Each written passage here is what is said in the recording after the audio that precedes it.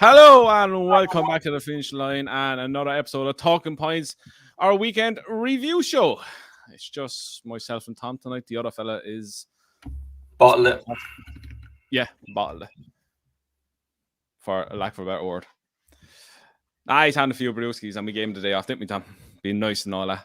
Yeah, exactly. I can't believe he hasn't come on here though. This is going to be, and it's a shame we are missing Dave because this could have been and probably still will be one of the best talking points we've ever done. I'm up for it tonight. All right, let's get it out of the way. Are we going first? 501 value for Thomas Darby. Look, what can I say? I was wrong, big time. It's not the first time I said something wrong. It's not going to be the last time. Do I stand by what I said? Yeah. I don't. This is the thing, though, right? As much as I'm going to wind the shit out of you for a long, long time about saying I would back him at any price, which was hilarious. I actually don't think you're wrong. He's still a horrible horse. I don't really like him. Still a hanging bastard. Still a hanging bastard. Still hurt me though. Hey, look, any press is good press, as they say. Yeah, that's it. The retweet of your the 30-second clip of your rant got a good few likes anyway, so that's the main thing. But whoops. Yeah, he's still not the most genuine. This race fell apart for me. I think on the blind side of Pacey Park went way too fast. On the blind side, credit to him, he just keeps going, doesn't he? That's just him. When you love just to own him, wouldn't you? Just a little you just know he's going to run his race. And in fairness to him, he puts his head down. He does it the whole time. Paisley Park.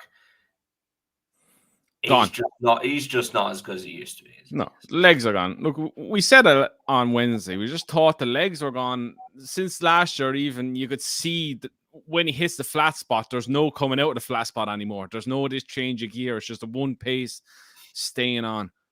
What do you do with him now, though? Do you just bite the bullet and keep going over hurdles? Look, I know he's 9 now, but is the temptation there just to give it a go? To go chasing? Yeah, maybe. But then you're looking at it, it's a very good novice division this year. Yeah, it's on paper so far. I think he's probably just going to struggle a little bit now.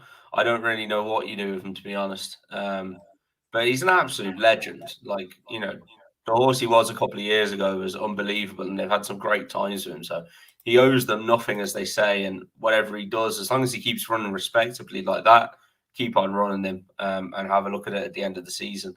Mrs. Milner, for me, probably just found out. I don't think she's quite that good. No, she's at her level, isn't she? Yeah, I think there's a couple of those are just a bit better than her. Look, don't rule her out going back over to Cheltenham. She was off 144 there. English handicapper might drop her a couple of pounds for that. Definitely, probably won't. Yeah, I wouldn't rule her out of a handicap. Just the way she won at Cheltenham the last day was so impressive that if they brought her back there off a mark in the low 140s, I wouldn't completely rule her out of it at all. If she was going to be like what they wanted to be a graded horse, she would have won this, because in hindsight, it was a bad race. When you have the likes of On the Blind Side coming second, you compare that to where he probably finished in a good grade 1. Yeah, exactly. Indefatigable as well. She didn't run a race at all. And then the winner has won for the first time since January 2020, nearly 2 years. I don't know. Look, there is a small chance he could turn a corner. But he wouldn't be carrying my money unless he was. They never carry my money, that's for sure. Unless never, he was about 50 to 1. So. Still, anyway, enough of this. Anyway, get rid of that. Jesus Christ. One of the performances of the weekend in my eyes, Ahoy Senor, absolutely bolted up. I know it was a 4-runner race, but he went a serious non-stop gallop and he got them all out of their comfort zone a long way out. He's looked very exciting. Yeah, I thought it was very good. They tried to challenge him in Rachel brought Mr. Incredible up to try and challenge him, turn it in, and one by one, he just absolutely hammered them into the ground. Seas ran to an RPI of 161. Like, that's huge for a novice. And he's another one to throw in the mix, isn't he? It looks like a really good year's worth of novices. And don't forget, he has beaten Brave Man's Game. He beat him at Aintree. Yes. It was a massive shock at the time, but in hindsight, maybe it was fair and square. So that's the thing. That's the exact thing I was going to ask you on the basis of that. Now with them, probably two of them going down the same trip, and with him having Brave Man's Game on hurdles form, it's not beyond the realms of impossibility after seeing that performance that he could be just as good as him, if not better. He could be, yeah, definitely. I mean, in hindsight, he went into the race at Aintree. He'd had 2 runs in point to points. One of them he won by 30 lengths. He'd had 2 runs at Ayr. He got beaten first time out over 2 miles, up to 2.5 miles. He won his maiden hurdle at Ayr, and then up to 3 miles into a Grade 1, and he's gone and bolted up by 7 lengths. Maybe we all underestimated it and just said freak result because of the time of year. Maybe he's just a very, very good horse. And on the back of that run at the weekend, I'd say that is likely the case. And, at the minute, you wouldn't say there's much between Brave Man's Game and Ahoy Senor, would you? No, I'm just going to check the prices now they have for the same race. Say the Festival Novice Chase, he's 8s now. He's 8s and Brave Man's Game is 5s.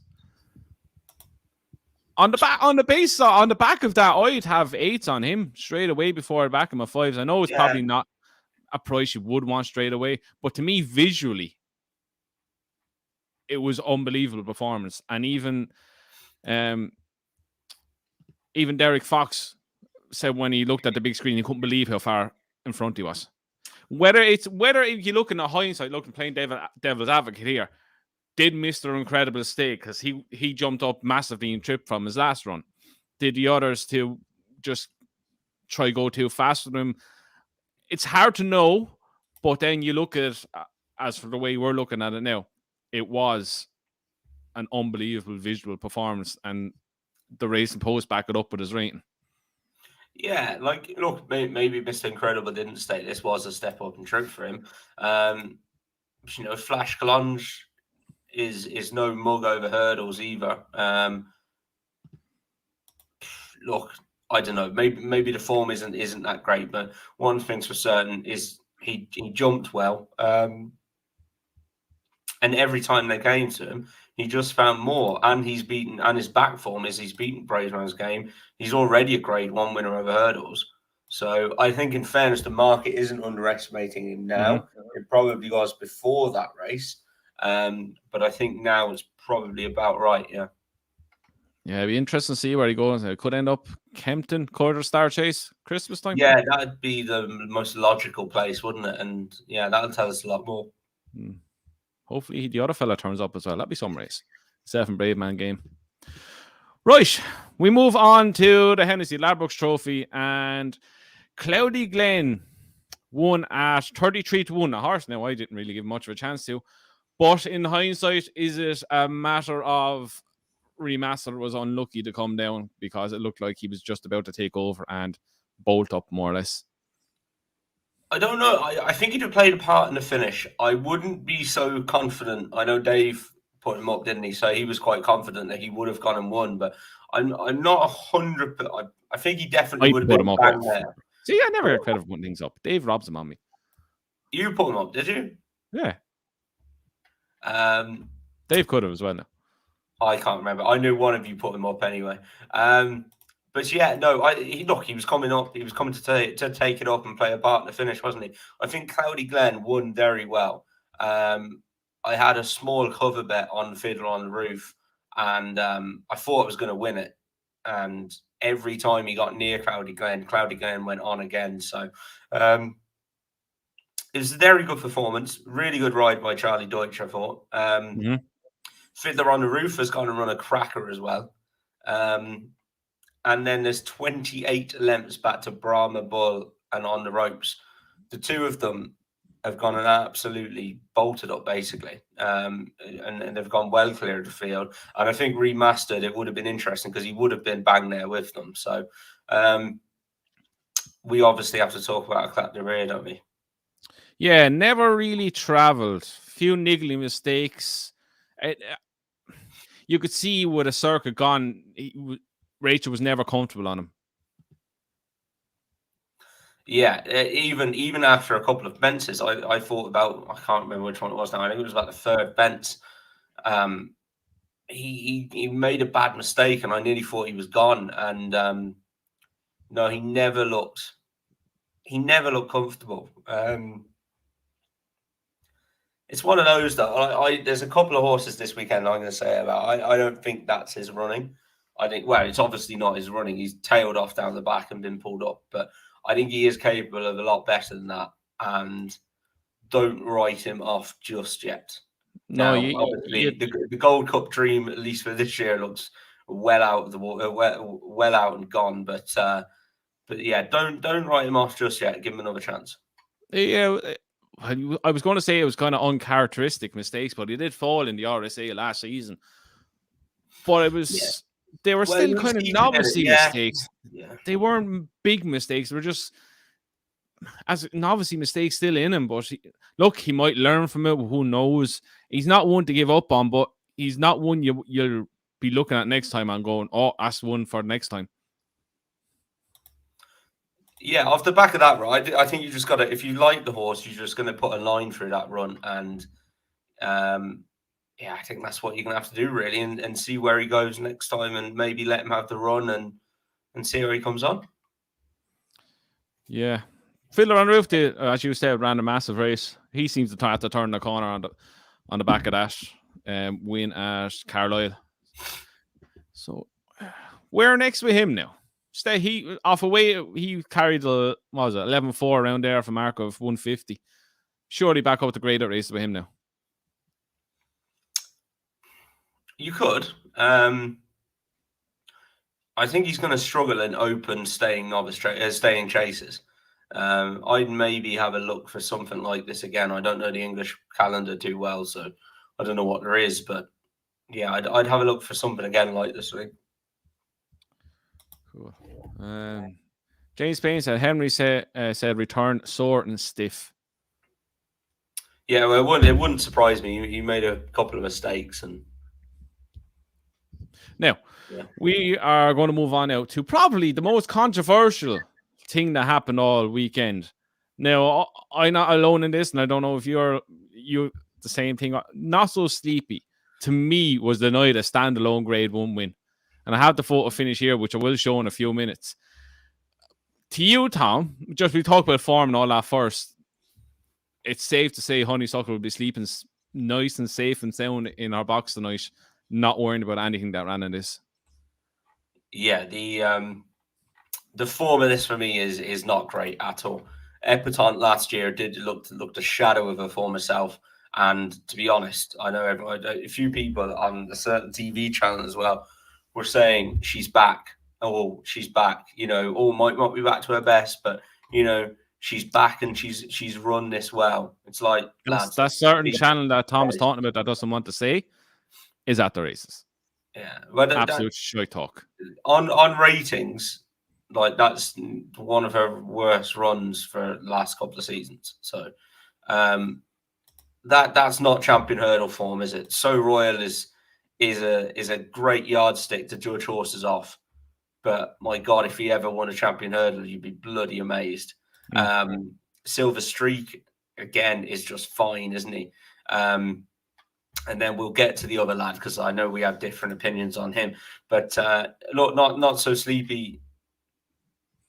Well done. What I'll do, I'll put it up here now. One second. Yeah, he's got one as Grade 1, but hold up. Sorry, no, I'll get rid of this graphic. You have to say the other one, right? So on the evidence of that, if you go really close into your screen, you can clearly see the white part of his nose is on the line and just barely in front of it. And for me, in this day and age, for having a photo finish with that shit clarity, is ridiculous. How can you not justify a better camera at these meetings? I think that is the point here as well. Like I think I agree with you. I think his nose is way more on that line than hers is. And I would be the you know what I'm like now. I'd be the first to say you're talking gibberish. But I think his nose is way more on that line. What is amazing is the fact that the camera quality is shite. I don't get how It's it's not like it's terrible. My phone would take a better picture than that. Like it's so bad. It's got to get better. Really, I don't see how they can't look at that and say, how can we not perfectly judge this? And it's not that expensive to get a decent camera. No, you wouldn't. And even if it was, even if it cost 20 grand for every track, they need it. You know, it's not acceptable. So yeah, look, I find that not satisfactory. Basically, that photo. I suppose moving on to Monreal, I know I saw some texts and stuff, and I've ignored them. I've ignored them all weekend since Saturday because I wanted to have my say. First off, he finished lame. He got a bad cut to himself. So it goes with what I'm saying is you just have to put a line through that run. You cannot, there's no way in the world, in my mind, you could judge him off that run. He was off the bridle miles out, right? And this sums it up. Voidorev was traveling a million times better than he is. And I'd take any money that he's a better horse in time than Voidorev is. His juvenile form is good. You and Dave were going on about his form over Adagio and how good that looks. And then he goes and runs a terrible race, visually terrible because he's off the bridle. We found out he's cut himself and he's finished lame. You just got to put a line for it. You can't judge the horse off that. Look, I'm not a fan of the horse. I know I backed him. I backed him because I wanted to jump on the bandwagon because I didn't fancy anything else that was going to run it. And 92 was big. Look, as you said there, that he cut his leg, he finished lame. Of course you can forgive him that run. Of course you do. And you'd be foolish not to. Do I think still that he's going to be anywhere near champion hurdle quality? Not a hope in hell. I don't think he's a champion hurdle horse, not in a million years. And I don't think they're training him for that. What they're training him for is a chasing crit. Like Nichols has already said, like, you know, my plan is to go for the Aintree hurdle.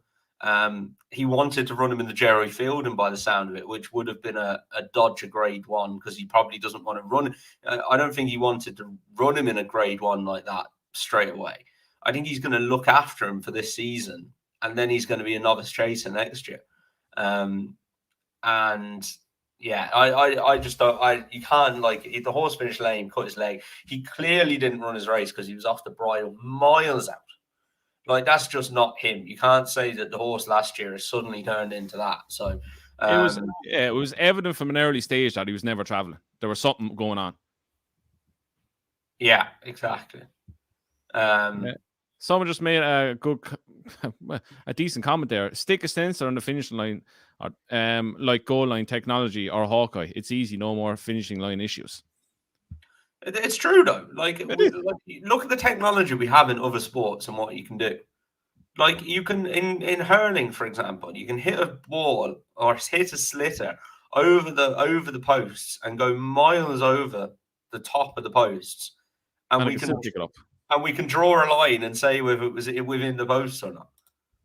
Look at tennis, everything. Like, you know, we've got to be able to do better, lads. Taking crappy pictures like that is not satisfactory. It's literally a matter of having a beam or whatever, a sensor going across, not a beam, a sensor going across. When the horse hits the line first, it stops right there, and you can clearly see who's at the winning. Yeah. And then they can, the same with VAR or whatever. If they need to zoom in and pixelate, it's like, pictures shouldn't be that pixelated anymore. Like, from working with things like these every day, it's so easy to get a picture unpixelated and zoom in. It's not rocket science. It's simple. But you just need to invest into it. It's not going to cost that much. and it'll stop with all this shite. To me, Not So Sleepy was robbed out of That's the a. point. He was Even if robbed it out of does, a standalone grade 1. And if you think of the other way, the owners were robbed out of full prize money. The punters, whoever backed Not So Sleepy, were robbed out of a full payout.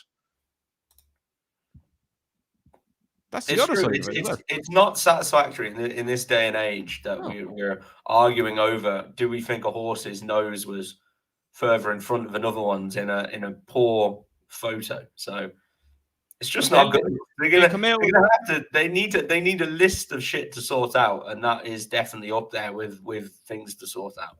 Oh, and they'll come out with this shit then. Oh, it was bad lighting and all that. Hey, lads, you can get night vision cameras. Shock. It's just ridiculous. Anyway, where are we going to next?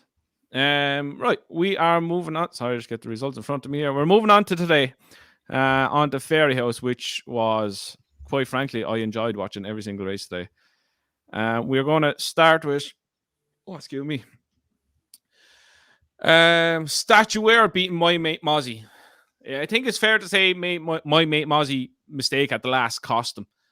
Jumped the last, had to kind of rejig his legs altogether after he landed and lost all momentum. This was a scrappy race for me. I thought it was a real scrappy race. My Mate Mozzie, I thought he did well, and he's only just been beaten. He made that mistake at the last, probably has maybe just cost him. I thought the filly, in fairness, on the mare was getting on top anyway. Mighty Potter ran a very good race. I stopped watching him because I thought he was well gone out of it, and he's ran on again. Far Out has run a solid race. In Pervious, I thought was travelling really well turning in, and I thought she was nearly going to win at one stage. It's just a real scrappy race. My thoughts on the winner were she caught my eye because of how keen she was at the back, and I kept looking at her because I was expecting her to, she had her head dropped all right, but I was expecting her to drop the bridle, and she just never did. She never dropped the bridle. And I thought it was a really, really good performance. She'd won a Downpatrick maiden hurdle by half the track. She'd won only okay at Wexford, and this was a step up in class again for her. She's rated 130. She's obviously going to go up for that now. Willie came out and said, obviously a little bit surprised. Probably bodes well for my other novice hurdlers. And now the target for her is the Mayor's Novice Hurdle. Now, how many runners in the Mayor's Novice Hurdle at Cheltenham have won an open grade 1 novice in the same season? Not many is what I would be thinking off the top of my head. So her chances for that race look pretty solid. Pretty solid for me. And even if you look in hindsight, that was the shortest price runner Willie Mullins had in that race. I actually said it on Wednesday. I said, how often will you see Willie Mullins has got the three outsiders of the field? And yeah, it's mad. Like how. Do you take that form going forward now strong? No. I don't take it as grade 1 form anyway. Yeah, no, I wouldn't take it as that. Move on. Somebody just said Early Beach. I want to check this now. Yeah, there you go. Early Beach won this race as a novice, and then went to the Mayor's Novice and went off 4-1 and got beat 30 lengths. So look, it can't be done. Stats are made to be broken. Yeah, exactly. Well, maybe it isn't that simple, but yeah, it'd be interesting to see how many mares Willie has got and where this one fits into the pecking order. You presume she'd be down a bit now, in fairness. I think she's down a bit, even in the mares, but she's surprising him by what she does in the track, and that's I'd much rather own one that surprised me with what she did on the track than work like a dream at home, and then you run her and she's not that good. So this one's doing it at the minute. So exactly. Yeah. I'll give a shout out to another mare actually, who won at Fairyhouse yesterday of Willie Mullins's, and that's Grangy. I thought she was really impressive for her debut over hurdles. She jumped really, really well. I know a couple of guys involved in the ownership of her, and she's going to give them a huge thrill this year by the look of it. She was 6th in the champion bumper, only beaten 13 lengths. She's won a grade 2 and a grade 3 bumper last year as well. So she's now, I think, second favourite for the Mayor's Novice as well. Mm-hmm. And yeah, you wouldn't be putting anyone off her either. So we're surprise, Willie Mullins has got some good mares. Shock horror. Some of the lads are talking about Ellie Spell. I can't remember, or however you say it. Dan Skelton has them won the weekend. Yeah, she won well. I thought she was quite impressive as well. So a few good mares lurking around now. There are, yeah. There's but it's just the program we have for mares now means you can race them. So yeah, she was very good. I thought the horse that beat her at Aintree, I can't wait to see her over hurdles, is Me Too Please. They ran her on the flat and it didn't exactly work out fantastically, but she's more of a national hunt mare in my mind. Arthur Moore trained. Yeah, she's a big girl. Yeah, I can't wait to see her out over hurdles. Right, we shall move on. Mark Gilbert. No, I didn't avoid Thomas Darby. As talked about at the start, you were just late. Trust me. I hold my hands up if I talk shite. Most of the time I do. Anyway, next we are going on to Beacon Edge hits overdrive at Fairyhouse. Now, this is a race myself, Tom, and Dave had heated argument over text list. So, put it lightly, this is where we need Dave now, because he'd be going on for about 10-15 minutes right now. I'm so sad Dave isn't here now. But the ins and outs of it was, well, we'll talk about the race before we get into it.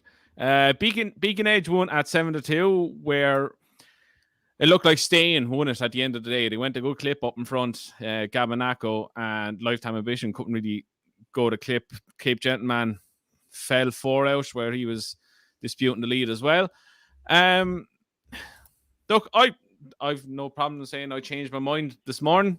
I looked at the race again, and I just thought the longer straight at Fairyhouse might suit Beacon Edge more, being a bit of a stayer, and I thought there was going to be a lot of pace in it. And I backed him instead of Lifetime Ambition. I have no qualms in saying I did. But I was shocked he won, to be honest, after the way his jumping wasn't great, to be honest with it. He was very sketchy at it. Gabanaco, according to Dave, had an unbelievable round of jumping. This is where our argument came into it. He made 3 horrid mistakes. If he didn't, he would have won. Fury Road ran a good race. Lifetime Ambition. I thought Lifetime Ambition, he didn't get to the front, really, did he? No, he was nowhere near. He was nowhere near as good as he was the latter down Royal, I think it was, wasn't it? And I think that had something to do with him not getting. He didn't get an easy lead here, did he? And he just, for me, he didn't jump as well. And I actually think they went very fast here, very, very fast. And he was the one who was on Gabanaco's tail, and he couldn't. He just got tired. He didn't jump as well, and he got tired. Fury Road and Beacon Edge, 2 stayers off the over hurdles, reverting to fences now, and they were the ones who were finishing and closing. The rest of them were, beat miles or Cape Gentleman fell. For me, I kind of kept out the debate that was going on a bit today, because I wanted to save it for this so we could have a chat about it. But I actually thought Gabanaco jumped really well. I was with Dave on this, that I thought his jumping was what got the rest of them in trouble. Up until 5 out, where he made a terrible mistake, he had jumped impeccably for me. I'm not denying that. But my problem is he made 3 terrible mistakes then. I just can't say that it was a good round of jumping. Yes, up to that, he was jumping really well. He soared over most of them. But then when you belt 3, you can't consider that a good round of jumping. That's like, as I said, it's like a football team going up 1-0 and getting bet 3-1. You can't say that was a good performance because they started well and they finished shit. He started well and finished shit. But as Dave said, this is exactly the same as Bob then. Like, Bob had a good round of jumping until he quickened, and then he didn't jump the last 3 well. But you're forgiving Bob that. won. This my argument was the winning of the race. If he made 2 mistakes and not 3, he probably would have won because he would have that small bit of extra left. Yeah, but if he won ahead, you can't then say, "Oh, it was a good performance," just because he got beaten a length and a half. It can't go over. I in my mind, I'll judge him on the whole thing over it. I'm not going to judge him on on the whole. 3 mistakes is not a good round of jumping. 1 you get away with. Yeah, it was a good round of jumping, bar the 1 little mistake he made. You can't say it was a good round of jumping after he belted 3. But if you look at his other, so put it this way, right? Even if you look at his jump at the 5th last, if you look at his jump at the 5th last, right, other horses would have fallen. He actually didn't really lose too much momentum. He found a leg and he came out of that where he stayed. You look at his 2 jumps in the straight, other horses would have decked themselves. He found a leg both times. Go back and watch then his win at Fairyhouse before that. And he just jumped so well. Darragh O'Keefe took him to the front halfway around that day. And his jumping is his asset. His jumping is massively his asset, right? Another day, he could have come down to those fences and winged them and won, right? I actually think he went too fast, right? And I would love to see him back down over a shorter trip. The only ones, and let Bowl along in front and use that jumping and let him rock and roll. The only ones who could get near him are the 2 dour stayers in the race. The others couldn't get anywhere near him. I thought Gabanaca was the one to take out that race by a million miles. I thought he probably was the one to take out the race because he'd probably learn from his mistakes. But you're not going to get away with that in big races. You're just not. I can't see how people are saying this was a good round of jumping. Yes, he pinged 4 or 5, but then he made 3 terrible mistakes that cost him the race. But you can say exactly the same against Bob. And I know he won, but he won a beginner's chase, not a grade 1. He made 1 mistake. If Bob goes and does that at Cheltenham, that's going to massively impact his ability. Yeah, and this is my argument why you went on about Bob. To go back to Bob's hurdling form, he didn't jump well in his maiden. He didn't jump well in the Lawlers and Ace grade 1. The more racing he got into him, the more the season went on, the better he jumped. But then you can't. But you're comparing 2 totally different horses. Then. Yeah, you are. Well, my argument was I'm looking at this race in particularly, not any other horse, not any other race. This race, what he done in this race. And to me, that was not a good round of jumping in this race. In the previous one where he won his beginner's chase, that was an impeccable round of jumping. Yeah, I think you're being slightly harsh because I think the horse could have fallen 3 times. And three times he found a leg, And yeah, I'm not taking that away from him in the slightest. But in my mind, and he actually reminds me, and our own horse, Alice Averill, has done this a couple of times. She put the race to bed halfway down the back straight because she's jumping so well. And then she's gone and made a couple of smaller mistakes. And she did it with Roscommon. She only jumped all right up the home straight. And she still won. But overall, her jumping is her asset because she jumps so well. And the same with Gabanaca. Like, he had that race put to bed. And in my mind, part of it is because of his jumping. He's so quick over and away from them. He's a million miles better over fences than he is hurdles. He's 20 pounds ahead over fences than he is hurdles. I have no qualms with saying he's cutting out them 3 mistakes from that race. God only knows what he could do. If he goes through his next race and pings every single fence, he could win by half the track. But my point was just on this race. Fence, though. No, it's But very that's rare. right, not ping every fence, but not make the mistakes he made today. I also think he was pretty tired up the straight because he'd gone so hard early. So I actually think he's really exciting. I can't. If he was mine and it didn't come too soon, I'd go back for the Grade 1 novice chase over 2 miles at Christmas with him. I'd drop him back and trip, and I'd let him rock and roll. He can clearly travel very well. When he gets left off out in front, his jumping is his asset to me. Like, I'm not saying he's not an exciting horse on the slides for people get my words twisted or whatever.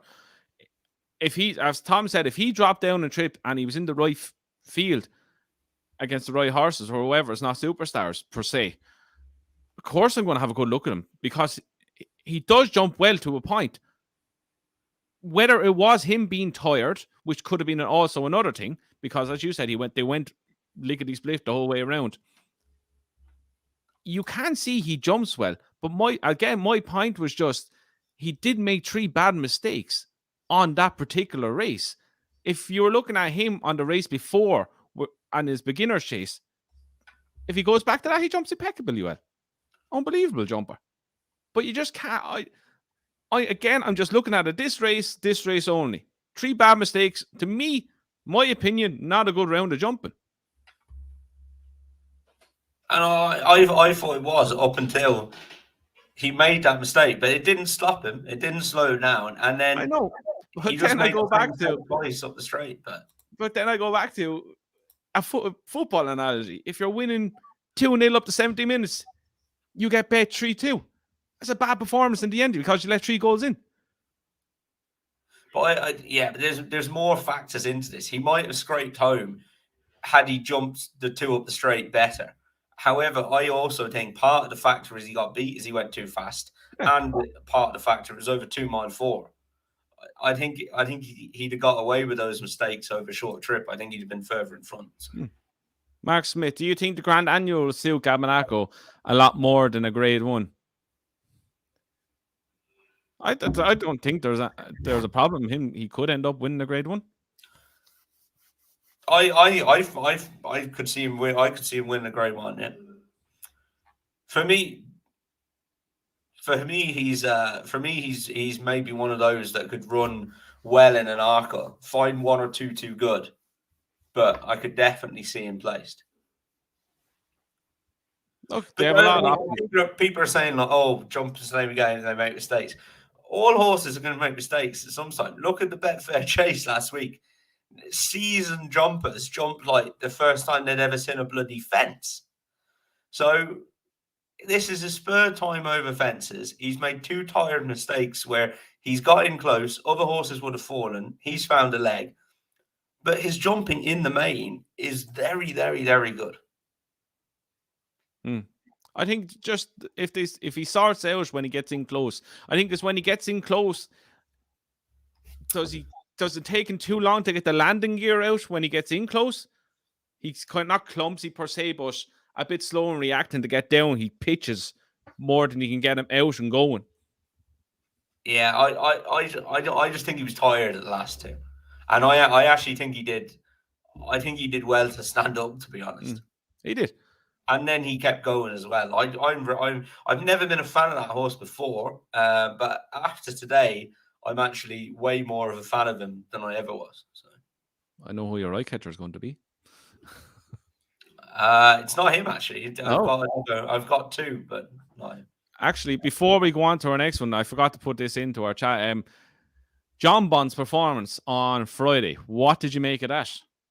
Really good, actually. Really good. Again, he's a hype horse. He's always going to be over bet. He actually drifted to a sensible price. The Sam Thomas horse he beat is pretty good. Had very good form in bumpers. Maybe he doesn't jump well enough, but he's absolutely battered him. What I liked was when they turned in, he stood off. I think it was the 3rd last. And then Aiden gave him a squeeze, and he just put the race to bed in 2 or 3 strides. So I really liked that about him, and could still be anything, couldn't he? Hey, look, from when they actually did decide to start racing, he looked unbelievably good. You could see there was a touch of class about him. The way he travelled, the way he jumped, the way he quickened up. He could be anything. I know he's going to get the hype because his brother's Van, but he's not leaving the family name down as of now. He presents himself very well. He travels well. I like the way he picked up as well. As for 7-2, 3-1 about the Bounty for the Supreme, I'm not 100% sure I'd be touching that with anybody's money. I'll wait till the day. Yeah, leave that be. Right. We are moving on. Honeysuckle. What more is there to say about her? She's... Look, I just made a graph today that's on social media. She's at having 13 runs, 13 wins, with 9 of them being grade ones. That's unbelievable. Yeah, she's incredible. Yeah. Like I text you before the race and I said I have a horrible feeling in my stomach. And he even said to you, I'm more nervous now. I hadn't had a bet or anything in the race whatsoever. And I said to Tom, I'm more nervous now than I ever been when we're watching Shauna. I don't know why. I've no idea why. Fucking idiot. I just get this weird feeling over me anytime she runs. But she is absolutely... Your own horse, man. Your own horse. I know. You own someone, for feck's sake. Anyway. Bloody Honeysuckle. Come on. Look, I've been following her since I made in hurdle days. I have a connection with her. It's like saying you get more nervous watching Ronaldo than you do watching your own kids play football. Like, I don't get nervous watching my own kids play football. Exactly. Well, that sums you up then, doesn't it? Jesus. I don't. The thing is, I can't control what they're going to do. What's the point of me getting nervous? Anyway, she is the definition of turn up, sit on top of her, and win at Cheltenham. Yeah, exactly. I think so. And someone was saying, has anyone got a value bet for Cheltenham? And maybe, well, I don't know. I think even money about her, Andrew. I'd take it, wouldn't you? I mean, I think now Dave was right, wasn't he? 13-8. We should have all lumped on Dave. We're sorry, pal. We should have steamrolled in. Had the communion money on us. I am taking the piss before anyone starts getting on to me. I know. I thought she was electric. She was a bit sticky over her first couple of hurdles, but I thought as the race went on, that warmed up and she got better. It could have been a tricky race for her because Stormy Island went off like an absolute scolded cat out in front. Mm-hmm. And Ronald Pump then followed her and she kind of sat in behind. She didn't want to get too far back. Some of them sat a long way off. This is over 2 mile for as well, lads. So you got to remember, that's... I don't know whether that's her optimal trip, actually. 2 miles and going at a very fast pace probably is. But I thought she was really good. I thought she travelled so well. Rachel wasn't afraid to take it up and kick on. And I just think she's an absolute superstar. To be honest, I think she actually looked better there than... well, definitely that's her best seasonal reappearance anyway. Mm-hmm. And I think she looks like she could be even better this year now.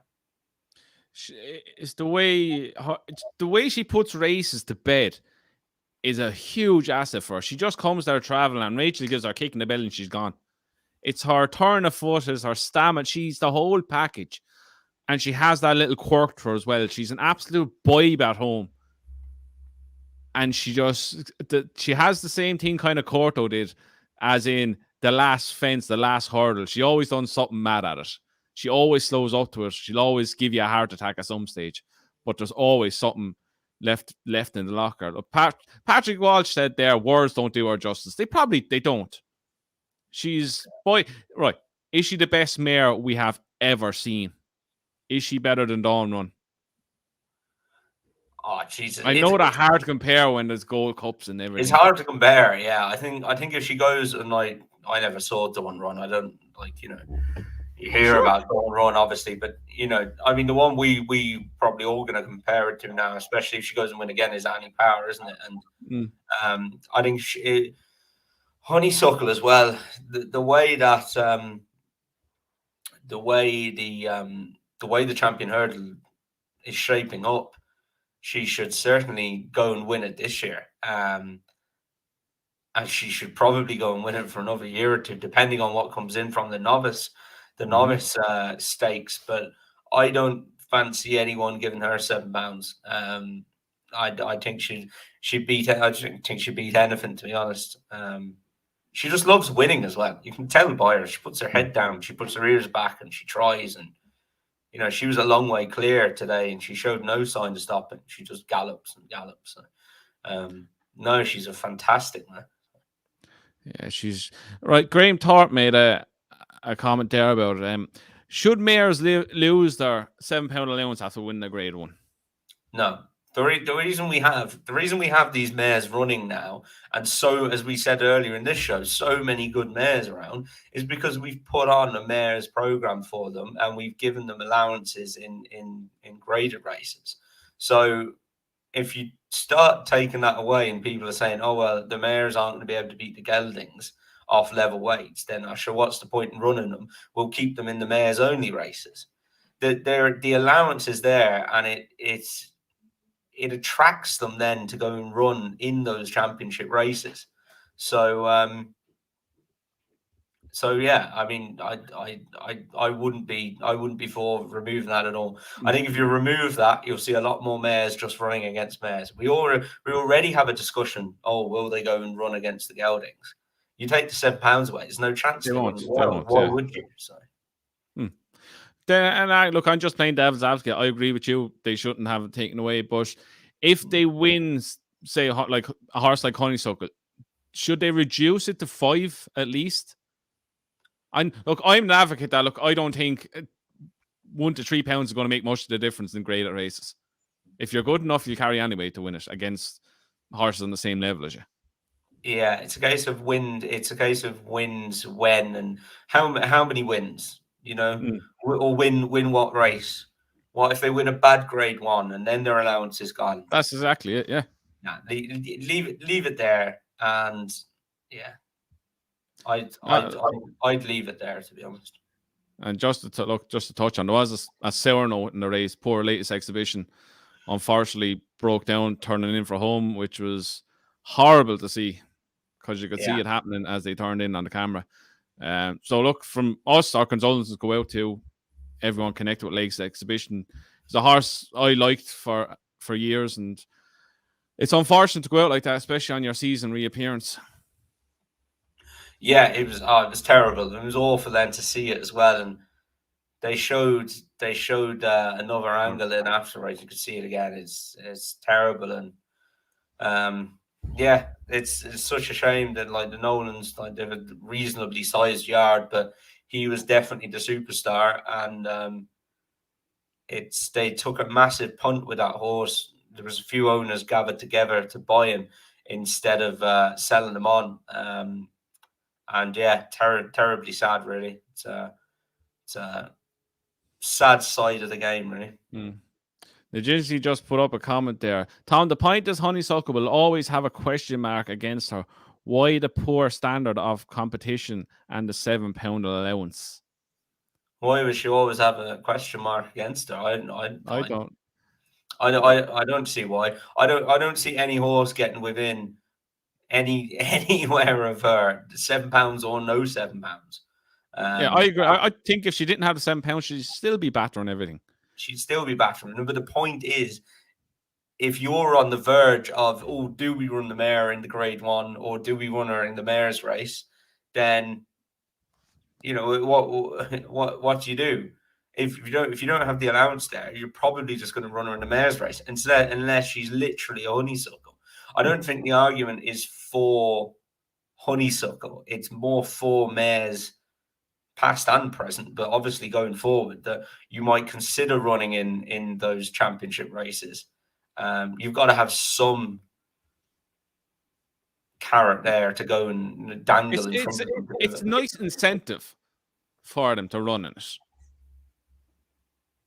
Yeah, I think what we're seeing is there's much better there because we've done this and we've put mares races on a much better program for mares, and we're not just breeding out of them, we are racing them. Is we're seeing how good some of these mares are. And of course, whenever that happens, whenever something happens like that, and all of a sudden they were getting like a helping hand up, people are going to question it. But I don't think that's the point. I think, as you said, even with that, you can see over the past years now, they're not shying away from taking on the geldings. Yeah. If they have a good one, they're going to go for the championship races. But it's then a case of, should Honeysuckle have ran off levels, or should she have even carried a penalty for winning a champion hurdle?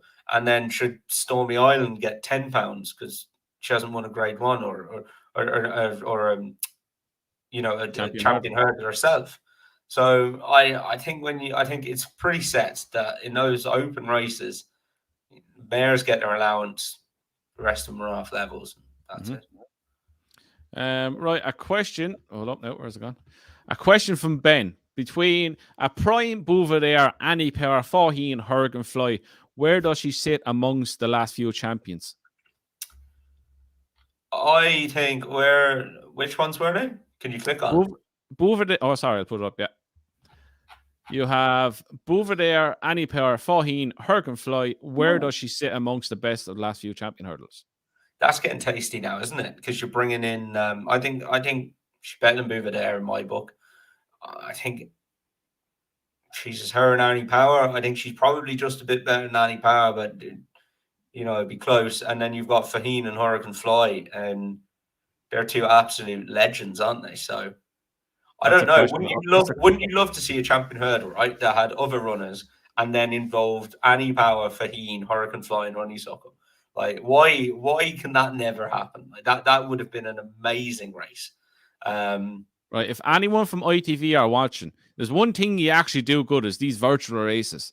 Get it sorted for Cheltenham. Get all the best champion hurdle winners in. Throw them into your little algorithm thingamabob and see who wins. Just for the crack. Me personally, I could not answer that because I like too many of them. Oh, bar Bouvier. She beat Bouvier hands down. Annie Power, she was a fantastic mare. Probably better than her by a few pounds. Faugheen is just Faugheen. He's probably one of my favourite horses ever. Then Hurricane Fly is just pure out and out hurdling legend. He was class, yeah. No, look, it's hard to. You couldn't definitively say one was better than the other for me. And I know someone put it in there about you can look at the ratings. You can look at the ratings, but that only tells you the story about one day for that horse. If you got those in a race against each other, it'd be incredible. But my things I'll always say and I always will say about ratings. That's just another man's opinion. Yeah, it is true. It's like the whole value thing. You've got to have the price in your head to decide if the price the bookies offer is value or not. Value is still yet to pay any of my bills. Right, let's see a few more. Right, we go to our eye catchers, then we go through a few comments, Tom. So, me googly eye monsters, eye catchers for the weekend. Tom, who is your eye catcher for this weekend? I've got two of them. One's named after you, Andy. We know how much you love being called Andy. Hang on, I just want to find the race. Oh, I knew you'd like that. A horse called Andy's Flame ran in a maiden hurdle at Fairyhouse yesterday for John McConnell and a young jockey called Robert Monaghan. This was a good race. Gringo de Obel, that's not how you say it, but anyway, was breaking his maiden, but he'd actually been beaten in a maiden hurdle at Galway by Blazing Carl, and apparently he was well fancied that day, and we know what Blazing Carl has come out to do. Adamantly Chosen, who was second, won the Land Rover bumper at the Punchestown Festival last year. Another one to take out of this race is the third, Ash Tree Meadow. Was just a bit too keen, but that will win its maiden hurdle very soon. Andy's Flame is interesting for the reason being that won its point-to-point. The form of that point-to-point is very good. Was fourth in a bumper then at Sligo, and then has gone and got beaten 13 out of 17, beaten 21 lengths, 10 out of 16, beaten 43 lengths. to RPRs of 87 and 77, and then has had this run where it's finished 5th of 15, beating 14 lengths. Very interesting now because that horse qualifies for handicap mark. Really, really difficult one to handicap because this run is a lot better than the other runs. So very, very difficult one to handicap. And I think, look, if you go back and watch the ride, you got a sensitive ride or whatever you want to call it. It wasn't too introductory ride. Yeah, it wasn't too forcefully handled. So Andy's Flame is one to keep an eye on for John McConnell. And then the other one is the horse in the bumper today, which is Realistic. Hang on, let me get his name because I think it's that. Realistic Optimism, which I really think sums me up. Like realistic You are the most pessimistic fucker I've ever came across in my life. But that's the thing, you see, it's realistic optimism. I'm quite optimistic sometimes, but it's realistic. Okay. This horse is having his first run. He's a 4-year-old in a bumper. He nearly got took out by Jamie Card. Young lad went to go up the inner of Jamie Card. Just not going to happen, lad. And Jamie Card closed the door on him. Horse nearly came down. It's ran on again, but I thought that was an absolutely cracking run. Trained by Ross O'Sullivan, who's had a really, really good year. Wouldn't be known for his bumper horses. He's 3 out of 65 in bumpers in the last 5 seasons. That's a 5% strike rate. And considering he has plenty of winners, that would tell you he doesn't exactly target them there. I think that's a lovely horse to go on with. And another reason I like him is because he's by a sire called Sageberg. His full brother, is with Paul Nichols. Won a bumper first time out, and then was second in a Kempton Novice Hurdle there last week. He's very interesting. And Sageberg, we have our filly that we bought the Land Rover sale this year is by Sageberg as well. And I went to see her at the weekend, and she looks very, very, very nice. So I'm now becoming a big fan of Sageberg's, which I never thought I'd say. She is a big girl going on in the picture you sent us.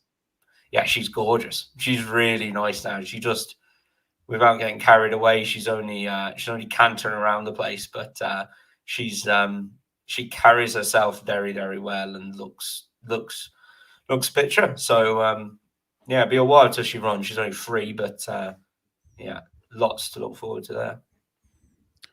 Right, I won't be as long as Tom. My eye catcher was remastered in the Ladbrokes Trophy. Jeez, I killed Dino Dave. Just look on his form alone on last season, his 5th in the National Hunt Chase behind where is it? Next Destination, Ascaria 10, Snow Leopardess. It's been kind of advertised already. Galvin has been placed in the Grade 1. He's won before that. Next Destination is coming out next week, who I am excited to see. Snow Leopardess bolted up in a handicap chase a few weeks ago. I think he comes on again.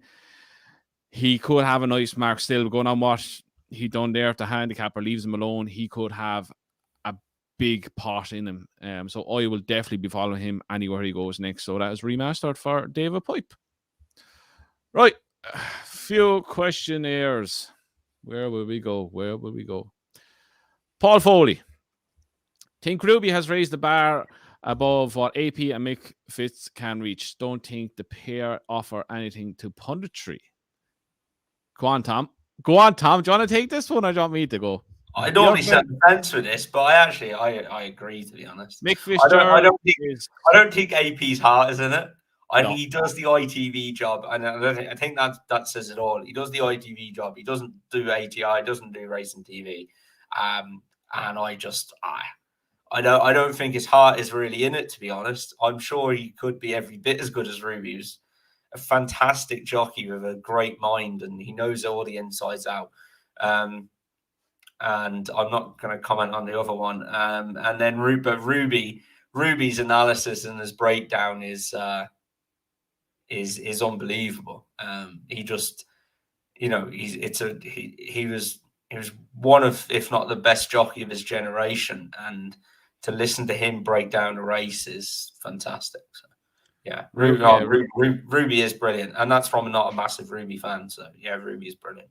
Yeah, Ruby on the road to Cheltenham or anything like that, as you said, the way he actually talks you through a race and what's happening here, why he should do this, why he should do that, no one can touch him on that.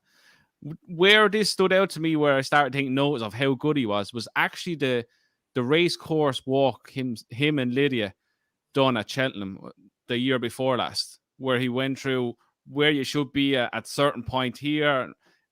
It's unreal to get insight from someone like Ruby. As you said, AP, his heart's just not in it. The only time you get something really that is watchable is when you stand him next to Francesca Kamani. I don't think he likes her. He fucking hates her. That's why. That is TV gold anytime the two of them are on the telly together. And for Mick Fitzgerald is the biggest fence sitter you will ever come across in your life. He will not say a bad word about anyone, and he'll talk up every Nicky Henderson horse there is walking God's green earth. It's ridiculous. And people see through it like there's no tomorrow. But yes, I totally agree with you, Paul. Ruby is by far in the top 3 pundits. Oh, I think he's up there for race analysis. I think he's the best. Yeah, I think he's definitely the best to pull apart a race. And yeah, obviously apart from our shows, guys, I think the road to Cheltenham with Lydia and Ruby is the best racing show out there. It's unbelievable.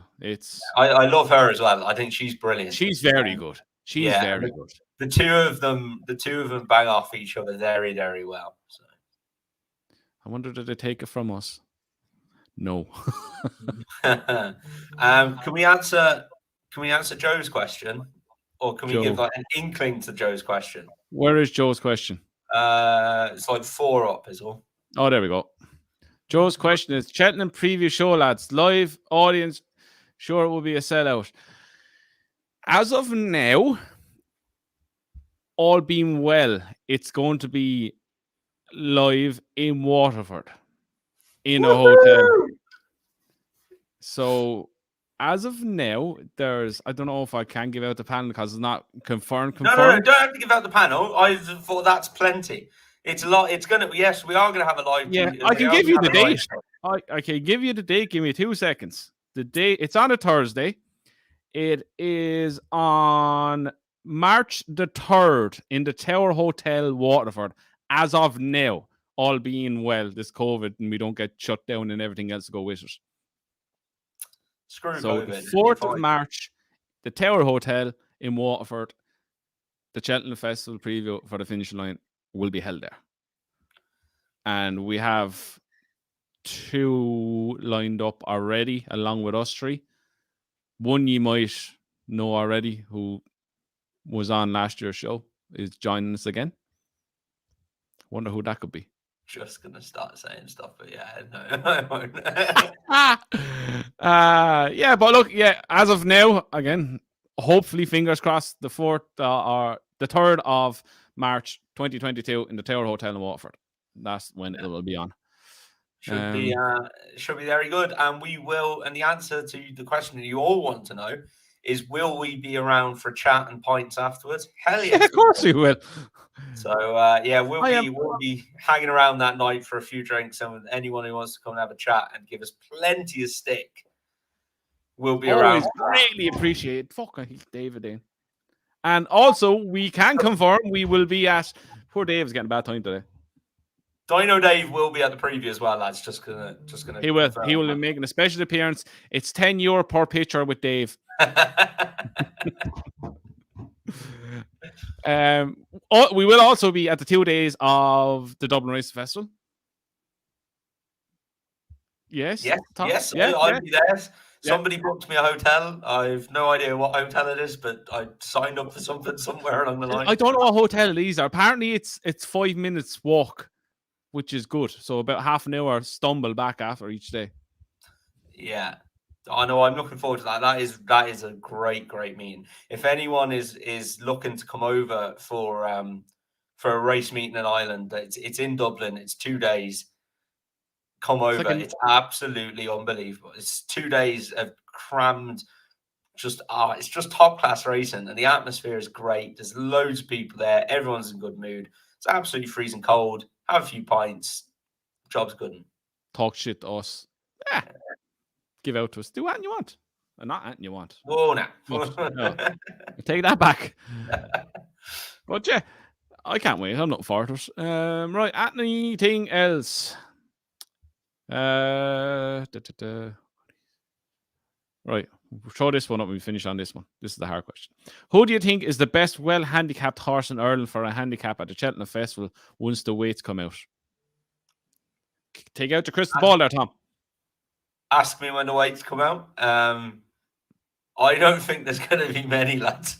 I think they're going to get annihilated. Go on, tell us why. This is the exact reason why you put us up. Tell us why. Why? Because Shauna got hit. Battered them last year, and it's gonna turn around that it's gonna be painful. So yeah, I don't know. I'm drawing up like a list every time one catches my eye. I'm putting it on a list for the Cheltenham handicaps, but I'm worried about what's going to happen to some of them. So, and I'm not going to judge any of them until the weights come out. It's like Shona. I know I've gone on about every show since, but like she was 117 getting beaten in a handicap over here and running her heart out, and she's 126 in the UK. It's just mental. So you would not know what's going to happen. Poor Shauna. The other thing was Phil Dorr. That keeps coming up in the comments, Andrew. Yeah, I was just going to say it. Yeah, I thought he was all right. I'd see his favourite for the triumph. Something will come out better than him, lad. Yeah, I like Leonard Power now for the Boodles. Bit of the Boodles, decent on the flat. Seems to be taking well the hurdles. Gave him a bit of a fright. Might be all right for us. Yeah, it's just such a long way up those 3-year-olds. You just wouldn't know. Our 3-year-old, actually, Baron Wild, is going to come out now. I think he's going to get an entry for this week, but might come a bit too soon. So he'll probably run, I think, Fairyhouse the weekend after next. But apparently taken to jumping very well. Is by Zoffany, who the great Zoffany Bay is by. So yeah, really positive about him, actually. He's going well and meant to be jumping very well. So and there is I'm not just saying it now either, lads. There are still a few shares available. If you want to get in touch, give us a shout. Right, we fit. Just speaking on that, how is this off? He's good. He's still on a break. He's out in the field in the day, in at night at the minute. He's going to come back in January and have his legs scanned again. But everything seems, his legs have cooled down. They seem fine. So, and then we're going to make a decision. Do we bring him in then, or do we wait and bring him in towards April and give him the whole summer to get fit? So he's coming back for kind of October, but we'll see. We'll make a decision then. But what we're actually going to do is, I think, I'm going to announce this now. If we're not, I'm sorry. But what the plan is at the minute is to lease some shares in him. It's awkward enough selling shares because he's been injured and stuff, so he's probably got no value down the line. But he's a 140 rated hurdler who looks like he'd definitely jump a fence, who hasn't run over fences, so he can run in beginner's chases. He's rated 56 on the flat or 55 on the flat. Looks incredibly well handicapped. And he's going to be, he was really good fun for us racing him in France. He's going to go to Henry. And, I imagine he'll be a lot of fun to get involved in. So you'll be able to buy a lease share and come along and enjoy the ride. So yeah, really looking forward to it. You need to actually build your own stables out in Henry now. Just a little Pimlico section. Yeah, I think he's 8. It includes off his 8. So yeah, we'd have 8 then. So Yeah, it's a good number. Cool Arcade is entered on Thursday. Will probably run on Thursday. And then Shona will probably be entered for Cork next Sunday. And then Alice will be out at some stage. Just got to find a race for her more towards Christmas, I think. And then we got Baron Wild as well. So yeah, plenty keeping us busy. And then we've got the Sageberg as well, who's up with Sonny Carey and Kildare, and it's looking lovely. So yeah, loads to do. Lots going on, lots to look forward to. So yeah, lots of fun. Right, we'll finish on this question from Ben, and we'll call it a night. I gave you a champion hurdle question, and you sat on the fence. We did. So here's a jockey one. Best 4 or 5 last 5 to 20 years. You're allowed one to ride your horse forever. Ruby, Davy, AP, Barry Gertie, or Rachel? AP. I said this the other day. It came up. Someone said AP or Ruby. I went for AP. Stats don't lie. I just thought he was incredible. He just used to lift horses. He'd throw the absolute kitchen sink at them. See some lads riding these days, and they ride a finish, and it looks like they're just going through the motions. I don't understand some of them. They just look like they're like, oh yeah. Make it look like I'm doing something. Like, Jesus, like you go, like if you list any of those, Ruby, Davy, AP, Barry, and Rachel would all throw the absolute kitchen sink at a horse. If they get right behind the horse. Their head is down. They're driving through. Where some of them are just flapping and. Yeah, some of them and all of those jockeys there, they've all got different styles, but they all will throw the kitchen sink at one. Some of the young lads these days, I don't know, maybe they're just not great, but yeah, they just don't seem to give it the full ride like AP or any of those would. But yeah, for me, it's AP anyway. I just thought he was immense. For a big day, I'd have Ruby every day of the week. I just think his racing brain and where he needs to be is ridiculously well. Rachel is showing that trait as well. If you look at what just on last Cheltenham Festival, every horse that had a chance of winning, she won on. So she knows where the big days don't bother her at all. Barry is one that I don't know what way to describe Barry. Barry's just all around very, very, very, very good. He's a bit of everything towards him. Davy's very tactically astute and knows when to move and when to pull out, when anything like that. He's very good in when the race pace starts picking up. I always find you see him coming in the right places. And AP is just an absolute animal. He don't care if you're in front of him, he'll barge his way through you. But I think overall, Ruby for the big day, if I had a horse that was running the champion hurdle at Gold Cup batting like that, I'd have Ruby on it. I'd say as well, I would have any of those 5. Oh yeah, give me any of them. Any of them. To be honest, any of them. And I think Rachel is she's smashing those glass ceilings, isn't she, for female riders? Right, here's a horrible question. Yeah. Put them in order. Stop. No. Go on. Right. Ruby, Davy, Rachel, Barry, AP. Yeah, I think the show's gone on too long. You need to cut there, Andrew. Yeah, okay. Anyway. I'd go AP, Ruby, Rachel, Barry, Davy. Yeah, I think I changed AP with Davy. Sorry, I'll take that back. It's hard. You keep changing. Like you. Dave would have Jonathan Pluganoo. Oh, Pluganoo. That's a great comment. Well done. Anyway, we are going to call it quits on that. So again, lads, thanks for tuning in. Thanks for joining us on Talking Points this week. We are back as always on Wednesday for another weekend preview where we will be going over the Tingle Creek and everything else to go with it. So until Wednesday, enjoy your week and we will talk to you then.